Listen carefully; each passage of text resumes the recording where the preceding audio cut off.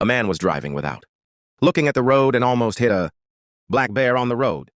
He instinctively wanted to avoid it, but unexpectedly triggered a series of butterfly effects.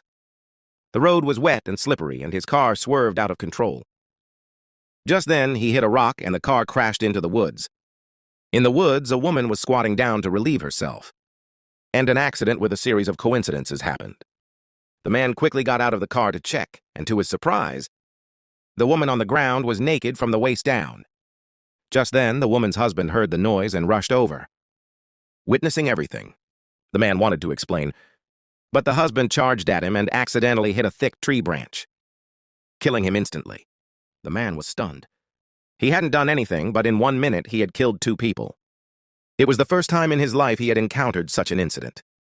After a moment's thought, he decided to flee the scene, as there was no one around, and no one would discover what happened. He returned home with a mix of emotions. During dinner, his wife noticed the scratches on his face and asked what happened. After hearing his story, her first reaction was to ask why he didn't report it to the police, as it was an accident and he wasn't intentionally trying to kill anyone. But the man had his reasons. His car wasn't insured, and if he reported it, they would be financially ruined. His wife then asked a seemingly strange question. "Did you leave any fingerprints on the car?" The man hadn't thought of that.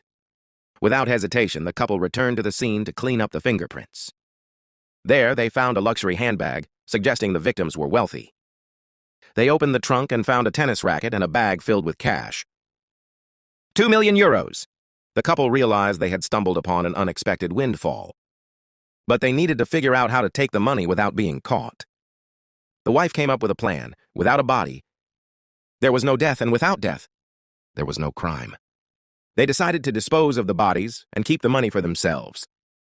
The wife arranged for a large man to help, but when he saw him, he hesitated.